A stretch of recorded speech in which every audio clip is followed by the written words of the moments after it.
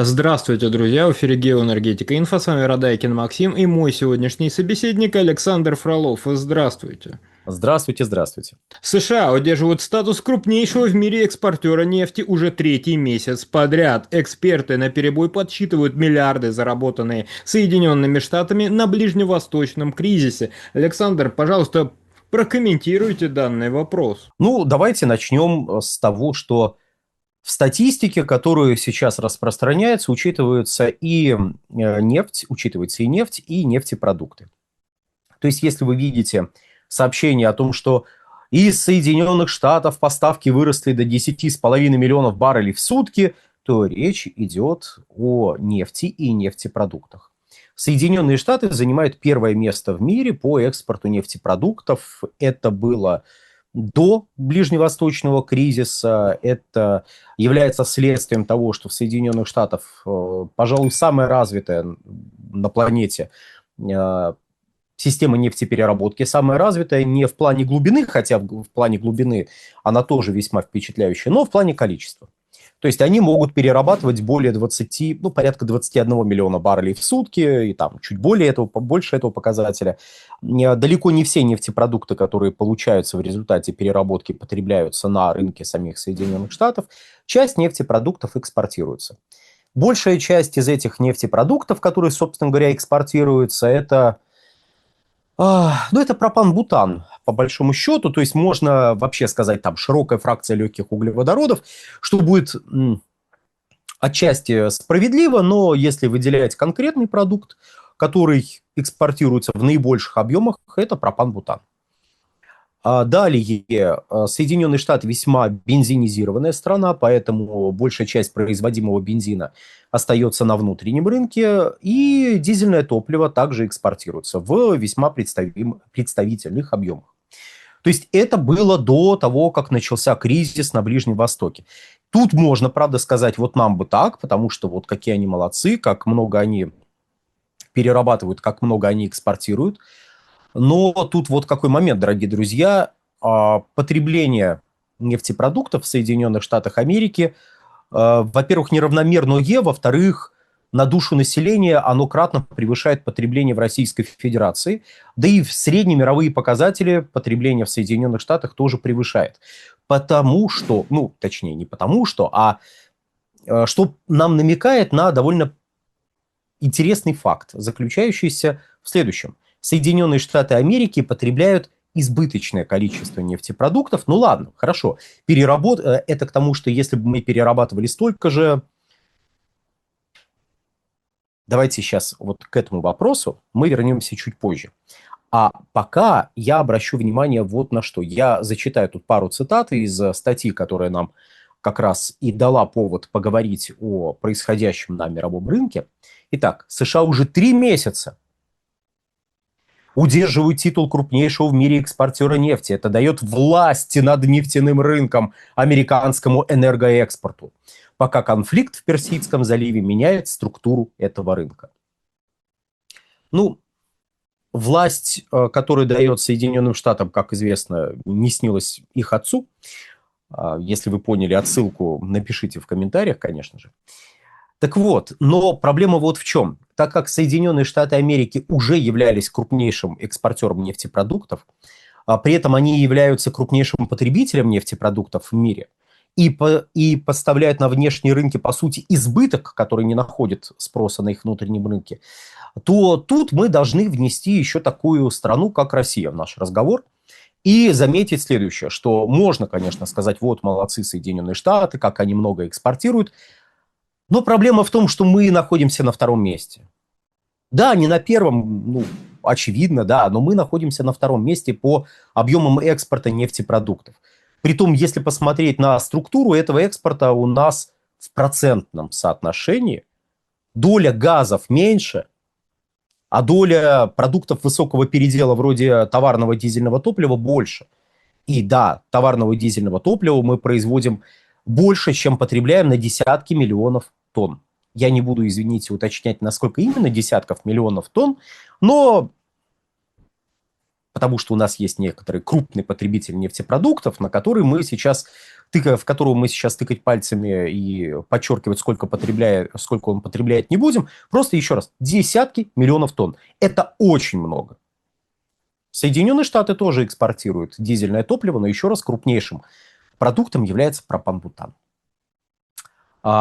И в этом плане поставки нефтепродуктов принципиально не изменились.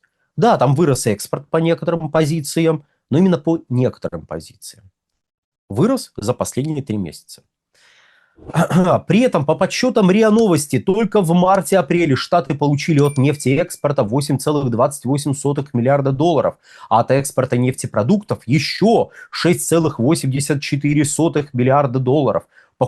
Совокупные поставки в марте 125,3 миллиона баррелей, в апреле 167,8 миллиона баррелей, за которые США выручили, соответственно, 10,71 миллиарда и 17,15 миллиардов. Если вы заблудились в миллиардах, то ничего страшного, это не мудрено.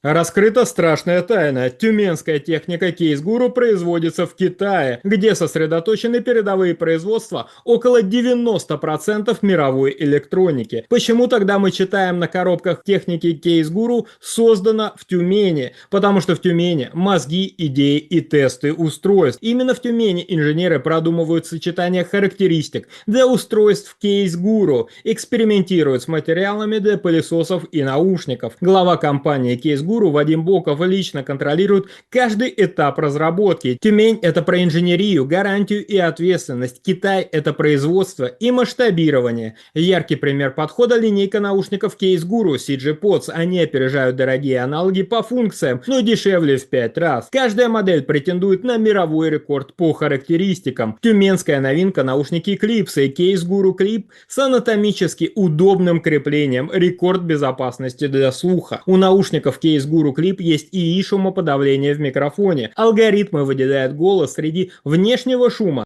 Кристальная слышимость даже в метро или аэропорту. Мировой рекорд неубиваемости у Кейс-Гуру X. Стойкие наушники с прочным кейсом из авиационного алюминия. Выдерживают до 220 кг нагрузки. Еще одна модель Кейс-Гуру Sport. Универсальные наушники для любых ушей. Подходят для 98 различных типов ушей благодаря своему креплению. Купить легендарные тюменские наушники-рекордсмены можно по QR-коду на экране или по ссылке в описании. Забирайте наш промокод GEO26 на скидку до 1000 рублей. Установите приложение Кейс-Гуру и получайте больше скидок и бонусов. Сразу после установки целых 500 бонусов уже на счету. Нужно заметить, что любой поставщик нефтепродуктов в долларовом выражении увеличил любой поставщик нефти и нефтепродуктов с марта увеличил свою долларовую выручку. Речь-то про выручку, не о прибыли. Увеличил свою долларовую выручку по банальной причине. Нефть подорожала и возник дефицит. А страны ОПЕК+, по существующим оценкам, не добирают более 6 миллионов баррелей в сутки относительно квот. Если брать совокупное сокращение в странах Ближнего Востока, то оно превышает 8-9 миллионов баррелей в сутки, а суточный дефицит в целом достигает периодически 13 миллионов баррелей в сутки. Это не средний показатель, это именно достигает периодически. Это больше, точнее, это примерно равно, вот этот максимальный показатель дефицита, примерно равен объемам добычи сырой нефти в Соединенных Штатах Америки. То есть Соединенные Штаты Америки в мае добывали до 13,7 миллиона баррелей в сутки. Это средний недельный показатель, не в среднем по маю, но в отдельные недели мая мы наблюдали такие показатели. Но это же ого-го, это же очень много, особенно если вспомнить, что Россия может добывать 9,5 в рамках квот, 9,5 миллионов баррелей в сутки, а, скажем, Саудовская Аравия более 10 миллионов баррелей в сутки имеет право добывать, тут 13,7. Это же огромная величина. Да, это огромная величина. И эта величина добычи сырой нефти не изменилась с начала года. Не изменилась в плане не выросла. В начале года максимальный показатель был 13,8. Максимальный недельный показатель. Потом добыча снижалась в Соединенных Штатах Америки. И да, мы пока нефтепродукты немножечко выносим за скобки нашего разговора. Под конец я поясню, почему. Сырая нефть добывалась в объеме 13,8, добыча сокращалась, потом поднималась, опять сокращалась, и вот в мае достигала 13,7. То есть, примерно на 100 тысяч баррелей меньше пиковых показателей начала года. Начало этого года и конца предыдущего года, если быть еще более точным. Но мы же с вами видим новости, в рамках которых про Соединенные Штаты говорится о том, что они не просто зарабатывают деньги на происходящем, они еще увеличивают экспорт. Они стали крупнейшим поставщиком. И тут два обстоятельства. Обстоятельство первое. Экспорт нефти из Соединенных Штатов достигал где-то 5,5 миллионов баррелей в сутки. Предыдущие пиковые показатели составляли где-то 4,5-4,6 миллиона баррелей в сутки сырой нефти. Да, тут я озвучивал данные про 10,5 миллионов баррелей в сутки совокупного экспорта, но еще раз, это нефть и нефтепродукты. И вот тут возвращаемся к нефтепродуктам. Очевидно ли, что получаются они преимущественно из сырой нефти? Не всегда, разумеется. Вы можете взять, в кавычках, если полуфабрикат, какой-нибудь там вакуумный газоиль или прямогонный бензин, и довести, или мазут, и довести их до товарного качества. Тот же самый прямогонный бензин довести до состояния товарного бензина. Или можете взять мазут и произвести какие-то еще высокомаржинальные продукты, вроде дизельного топлива, вроде автобензинов, в меньшей степени, наверное, автобензинов, скорее дизельного топлива, но не суть. Газы, опять же, какие-то у вас там пойдут. При том, что глубина переработки в Соединенных Штатах действительно впечатляет. Это средний показатель у них порядка 95%. Это очень хорошо.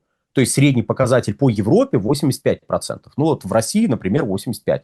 Примерно. В прошлом году было чуть меньше, но это связано не с технической возможностью глубины переработки, а с некоторыми входящими обстоятельствами, назовем это так. То есть вот мы работаем на среднеевропейском показателе. Наши топовые заводы, да, обладают глубиной переработки 100%. В Соединенных Штатах тоже есть такие заводы, а средний показатель 95%. Это очень круто, безусловно. Вот. И получается, что, учитывая, что нефтепродукты получаются преимущественно из сырой нефти, то, наверное, сырая нефть, являясь базовым продуктом, является более значимым, более важным для нас продуктом. Какая разница? К чему эти уточнения, если поставки сырой нефти, по моим же словам, в Соединенных Штатах выросли с конца марта, и, точнее, начали расти с конца марта, как тут говорят, в совокупно 10,5, но я же сам сказал, что сырой нефти было там 5,5 миллиона баррелей, 5,5 миллиона баррелей в сутки. Значит, все выросло. А до этого пик был 4,5, 4,6. Значит, почти на миллион баррелей в сутки поставки выросли. Так позвольте, я вам еще немножечко статистики накидаю. Статистика следующего характера. 66,25. Что это за число? А это объем нефти, извлеченный из стратегических нефтяных резервов. То есть из государственных запасов нефти. Стратегических государственных запасов. И если среднее значение где-то примерно по 5 июня с начала распродажи, которая стартовала в самом конце марта, среднее значение суточного отбора составляло 0,95 миллиона баррелей в сутки. То есть это сколько извлекалось и продавалось из этого самого стратегического резерва. Но в мае объемы средние выросли до 1,23 миллиона баррелей в сутки. То есть скорость отбора и продажи этой самой нефти сырой из стратегических резервов увеличилась. Скорость увеличилась. И часть нефти пошла на экспорт. Она пошла на экспорт, и за счет этого мы видим увеличение средних значений. А на третьем месте была Саудовская Аравия. Были Объединенные Арабские Эмираты. Как у них сейчас дела? Уже увеличили добычу? Нет? А что случилось? Пересмотрите наш ролик на эту тему. Пока. Всего хорошего. Александр, большое спасибо за комментарий, друзья. Подписывайтесь на наш телеграм-канал, подписывайтесь на Александра Фролова, ссылки будут в описании и закрепленном комментарии. Там же будут реквизиты для желающих финансово поддержать наш проект, чтобы мы и дальше также бодро вещали на всех площадках без монетизации, исключительно благодаря вашей финансовой поддержке на Sponsor.ru. Спасибо, до новых встреч.